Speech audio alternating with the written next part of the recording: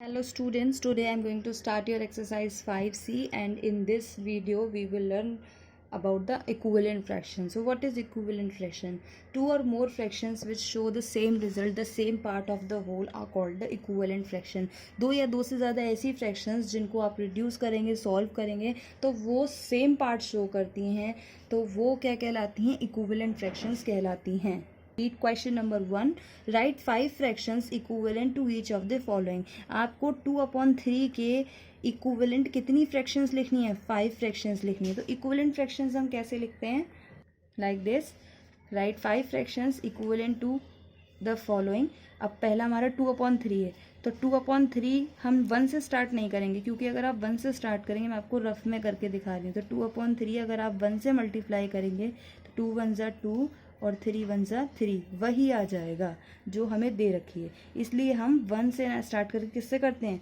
2 से. Equivalent fraction लिखने के लिए देखिए 2/3 है, 2 से वो मल्टीप्लाई ऊपर, 2 से नीचे.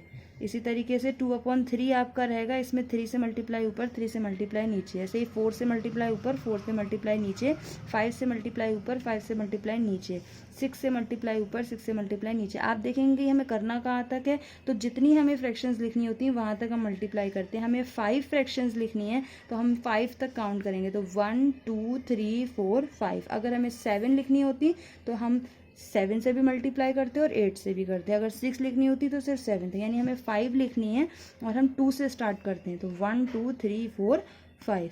2 2 ज़ा 4, 3 2 ज़ा 6. अब अगर जो आपकी फ्रैक्शन मिली है ये 2/3 के इक्विवेलेंट देखिए कैसे है. पहली बात तो इसे हम रिड्यूस कर सकते हैं. 2 के टेबल से 2 2 ज़ा और 2 3 ज़ा. जब हमने इसको रिड्यूस किया तो ये 2/3 के बराबर हो गई. इसलिए ये क्या है? Equivalent fraction. देखो इसको भी सॉल्व करने पे 2/3 मिला. ऐसे ही इसको सॉल्व करेंगे 3 की टेबल से. देखिए क्योंकि 3 से मल्टीप्लाई किया था. 3 2 ज़ा 6, 3 3 ज़ा 9. तो ये भी किसके बराबर आ गई? 2/3 के बराबर. यहाँ देखिए 4 2 ज़ा 8, 4 3 ज़ा 12. तो ये भी किसके बराबर आ गई? 2/3 के. 5 2 ज़ा 10, 5 3 ज़ा 15. ये भी किसके इक्वलेंट आ गई? 2/3 के. 6 2 ज़ा 12, 6 3 ज़ा 18. तो ये भी 2/, यानी इन सबको रिड्यूस करके आपको क्या मिलेगा? 2/3. क्यों? क्योंकि ये 2/3 की इक्विवेलेंट फ्रैक्शंस हैं.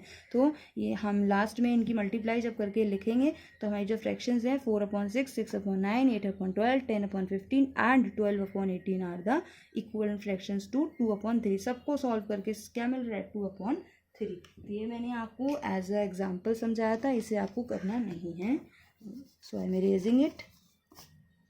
सी सेकेंड पार्ट 4/5 का लिखना है. 1 से स्टार्ट नहीं करेंगे. 5 फ्रैक्शंस लिखनी है तो 2 से मल्टीप्लाई ऊपर, 2 से नीचे, 3 से मल्टीप्लाई ऊपर, 3 से नीचे, 4 से मल्टीप्लाई ऊपर, 4 से नीचे, 5 से मल्टीप्लाई ऊपर, 5 से नीचे, 6 से मल्टीप्लाई ऊपर, 6 से मल्टीप्लाई नीचे. क्योंकि हमें 5 फ्रैक्शंस लिखनी है तो 1 2 3 4 5. इनको आप सॉल्व कीजिए. 4 2 ज़ा 8, 5 2 ज़ा 10, 4 3 ज़ा 12. ये सारी जो आए हैं वो क्या आई हैं? इक्विवेलेंट फ्रैक्शन आए हैं. जब आप इनको सॉल्व करेंगे तो आपको क्या मिलेगा? 4/5. तो हमने लिख दिया लास्ट में कि 8/10, 12/15, 60/20 and 20/25 and 24/30 are the equivalent fractions to 4/5. ये 4/5 के इक्विवेलेंट हैं. Now come to the next question. Read question number 2. Which of the following are pairs of the equivalent fraction. कह रहे हैं इनमें से कौन सा इक्विवेलेंट फ्रैक्शन का पेयर है. अगर हमें 2 फ्रैक्शन दी जाती हैं और हमें बताना होता है कि दोनों में इक्विवेलेंट हैं या नहीं हैं, तो हम क्रॉस मल्टीप्लाई करते हैं. क्रॉस मल्टीप्लाई यानी कि जो पहली वाली का न्यूमरेटर है वो दूसरी वाली के डिनोमिनेटर से मल्टीप्लाई करेगा, और जो दूसरी वाली का डिनोमिनेटर है वो पहली वाली के न्यूमरेटर से मल्टीप्लाई करेगा. देखिए क्रॉस बन रहा है, इसलिए इसे क्रॉस मल्टीप्लाई कहते हैं. ऐसे अगर इनकी मल्टीप्लाई इक्वल आती है, इसका न्यूमरेटर इसका डिनोमिनेटर इक्वल आएगा, इसके डिनोमिनेटर इसके न्यूमरेटर के मल्टीप्लाई के, तो ये इक्विवेलेंट होंगी. अगर इक्वल नहीं आएगा तो इक्विवेलेंट नहीं होंगी. जैसे यहाँ देखिए हमें दे रखा है 5/6 एंड 20/24. मैंने लिखा बाय क्रॉस मल्टीप्लिकेशन. हमने क्रॉस मल्टीप्लाई की, यानी कि 5 किससे करेगा? इसका न्यूमरेटर इसके डिनोमिनेटर से मल्टीप्लाई करता है. तो 5 × 24. और इक्वल टू का साइन हम पहले से नहीं लगाते हैं, इसके बीच में गैप छोड़ के लगा भी सकते हैं, कोई प्रॉब्लम नहीं है. और 6 × 20. अब 24 की मल्टीप्लाई जब 5 से करेंगे तो कितना आएगा? 120. 26 × 120. दोनों साइड बराबर आ रही हैं.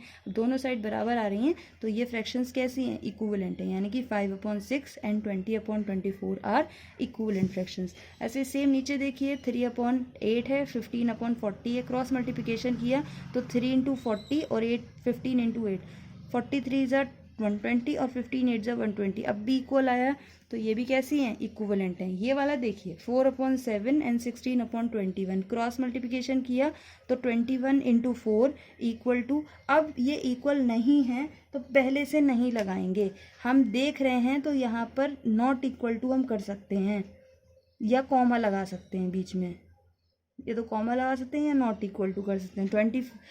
21 इंटू 4, अब इनकी मल्टीप्लाई हमने करी तो 21 की 4 से करी 84 आया, और हमने 16 की 7 से करी तो 112 आया। अब ये बराबर नहीं आ रहे हैं तो हमने क्या लगाया, नॉट इक्वल टू। 84 112 के बराबर कहाँ होता है, ये 84 आ रहा है, ये 112 आ रहा है, बराबर नहीं है तो नॉट इक्वल टू। जब बराबर नहीं होंगे तो फ्रैक्शंस भी इक्विवेलेंट नहीं होंगी, तो 4/7 and 16/21 are not equivalent fraction.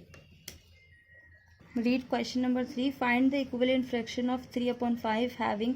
आपको 3/5 की इक्विवेलेंट फ्रैक्शन बतानी है जिसमें कंडीशन क्या है कि डिनोमिनेटर 30 होना चाहिए। तो जब भी हमें स्मॉलेस्ट फ्रैक्शन दे रखी होगी और जो हमें फाइंड आउट करनी होगी वो ग्रेटेस्ट होगी, 3/5 है और देखिए इसका डिनोमिनेटर इससे ग्रेटर है, तो हम क्या करते हैं, मल्टीप्लाई। ध्यान रखिएगा जब भी हमें स्मॉलेस्ट फ्रैक्शन दे रखी है और ग्रेटर बनानी है तो हमेशा हम मल्टीप्लाई करेंगे। तो हमने फर्स्ट क्वेश्चन देखिए, डिनोमिनेटर आपका 30 है तो मैंने इसको इस तरीके से लिख लिया कि हमें 3/5 की इक्विवेलेंट फ्रैक्शन निकालनी है जिसमें कंडीशन क्या है कि डिनोमिनेटर 30 होना चाहिए। तो डिनोमिनेटर तो आपको पता ही है 30 है, बस न्यूमरेटर रह गया। तो हम क्या करेंगे कि इसको इससे डिवाइड करेंगे, तो 30 जब आप 5 से डिवाइड करेंगे क्या आएगा, 6 आएगा। यानी कि जो हमारी फ्रैक्शन दी गई है उसमें हम 6 से ऊपर मल्टीप्लाई करें, 6 से नीचे मल्टीप्लाई करें तो हमें ये पता चल जाएगी कौन सी फ्रैक्शन है। देखिए 30 से 5 आपने 5 से 30 डिवाइड किया तो 6 आया, so multiplying by 6 in numerator and denominator.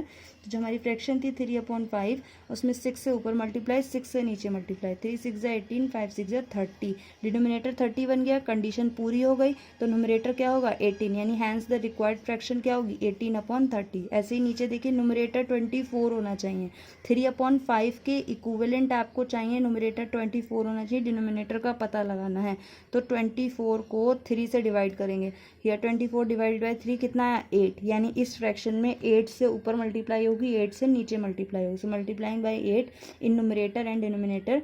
यहाँ पर 8 से की तो 3 8 ज़ा 24 और 5 8 ज़ा 40, न्यूमरेटर 24 बन गया, डिनोमिनेटर क्या है 40, जो रिक्वायर्ड फ्रैक्शन है वो क्या है 24/40।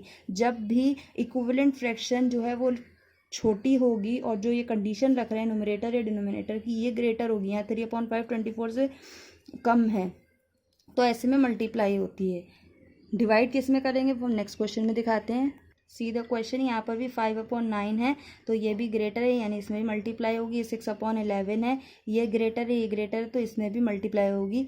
ये क्वेश्चन देखिए, find the equivalent fraction of 24/30 having numerator 4। इस बार क्या है, हमें जो फ्रैक्शन दी गई है वो ग्रेटर है और जो कंडीशन दी गई है वो लेस है। 24/30 के इक्विवेलेंट फ्रैक्शन बतानी है जिसमें न्यूमरेटर क्या होना चाहिए 4 होना चाहिए। तो ये कंडीशन कैसे सेटिस्फाइड होगी, देखिए 24/30 है, इसके इक्विवेलेंट फ्रैक्शन बतानी है जिसमें न्यूमरेटर 4 होना चाहिए। तो हम क्या करेंगे, सेम 4 को 24 से डिवाइड करेंगे, 24 को 4 से डिवाइड करेंगे, कितना आ रहा है 6। तो जो नंबर हमें मिलता था उससे हम मल्टीप्लाई करते थे, इस बार मल्टीप्लाई नहीं करेंगे, इस बार डिवाइड करेंगे क्योंकि ये नंबर ग्रेटर है। तो सो डिवाइडिंग 6 से ऊपर डिवाइड करेंगे तो 6 से नीचे भी डिवाइड करेंगे, dividing in both numerator and denominator. 24 6 से डिवाइड करना है, 30 भी 6 से, 6 4 ज़ा 24 और 6 5 ज़ा 35। तो जो रिक्वायर्ड फ्रैक्शन है वो क्या है 4/5, यानी कि जो आपको इक्विवेलेंट फ्रैक्शन दे रखी है अगर वो ग्रेटर है और आपसे कंडीशन में न्यूमरेटर पूछ रहे हैं तो जो आपका डिवाइड आएगा उससे आप डिवाइड करेंगे। अब पीछे हम मल्टीप्लाई करते हैं। ऐसे ही नीचे देखिए कि 56/70 के इक्विवेलेंट फ्रैक्शन निकालने की कंडीशन है न्यूमरेटर शुड बी 4, न्यूमरेटर 4 होना चाहिए। 56/70 आपको दे रखी है, न्यूमरेटर 4 होना चाहिए, तो 4 से 56 को डिवाइड करेंगे हम, 4 से 56 को डिवाइड करेंगे तो कितना आएगा 14, यानी कि 14 से इसमें डिवाइड, 14 से इसमें divide, so dividing on by 15 in both numerator and denominator. 14 4 ज़ा 56, 14 5 ज़ा 70, 4/5। तो रिक्वायर्ड फ्रैक्शन क्या होगी 4/5।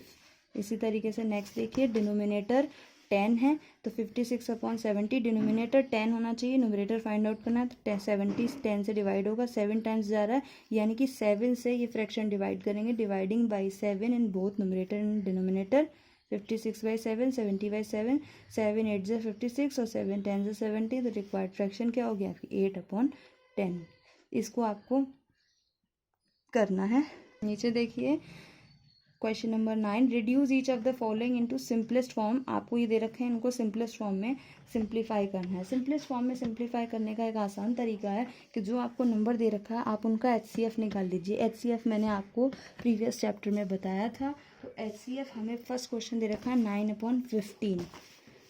9/15 का मैंने रफ में HCF निकाला, कितना आया 3, निकालने पर 3 आया। तो जो भी HCF आएगा उसी नंबर से ऊपर भी डिवाइड करना है और नीचे भी डिवाइड करना है। मेरा HCF 3 आया तो 3 से ऊपर डिवाइड कर दिया, 3 से नीचे। 3 को 9 से करेंगे तो 3 3 ज़ा 9, 3 5 ज़ा 15, यानी इसका जो रिड्यूस होगा सिंपलेस्ट फॉर्म होगा वो क्या होगा 3/5। ऐसे ही 48 और 60 है, इसका हमने HCF निकाला तो क्या आया 12, तो यानी कि 12 से ऊपर डिवाइड होगा, 12 से नीचे डिवाइड होगा। तो 12 4 ज़ा 48 और 12 5 ज़ा 60। इसके बाद देखिए 84/98 दे रखा है, इसका भी मैंने HCF निकाला है। रफ में ये रफ वर्क है।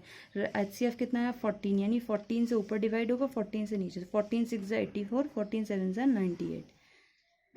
नीचे देखिए show that each of the following fraction is in the simplest form. कह रहे हैं कि ये सिंपलेस्ट फॉर्म में है, ये आपको शो करना है। सिंपलेस्ट फॉर्म में कैसे होंगी, अगर HCF 1 आएगा तो ये सिंपलेस्ट फॉर्म में होंगी। तो हमने 8 और 11 का HCF निकाला। HCF क्या आया 1, HCF 1 आया, तो इसका मतलब हियर द HCF इज 1। अब 1 है तो 1 से ऊपर डिवाइड, 1 से नीचे डिवाइड। जब 1 से डिवाइड करोगे तो यही आएगा, यानी इससे ज़्यादा ये सिंप्लीफाई नहीं हो सकता। ऊपर जो आप सिंप्लीफाई कर रहे थे 84/98 था, इसको आपने सिंप्लीफाई करके 6/7 बना दिया। लेकिन 8/11 को हम इससे ज़्यादा सिंप्लीफाई नहीं कर सकते, क्योंकि ऐसी कोई टेबल नहीं है जिसमें 8 और 11 एक साथ आए। तो अब ये डिवाइड नहीं होगा, यानी ये इसकी सिंपलेस्ट फॉर्म है। ऐसे ही नीचे देखिए 9/14, तो हमने 9/14 का HCF निकाला। HCF तो पता है ना, 9 जो आपका डिवाइज़र है वो जो आपका रिमाइंडर है वो डिवाइज़र बन जाता है। 9 1 ज़ा 9, 5 रिमाइंडर बचा, तो अब ये डिवाइज़र 5 1 ज़ा 5, 4 बचा तो 4 1 ज़ा 4, अब 1 बचा तो 1 4 ज़ा 4। यानी कि जो लास्ट डिवाइज़र होता है वो HCF होता है। लास्ट डिवाइज़र 1 है तो HCF कितना है 1, तो हियर द HCF इज़ 1। इसको 1 से आप डिवाइड करेंगे तो यही मिलेगा, यानी कि यही इसकी सिंपलेस्ट फॉर्म है। This 9/4 is the simplest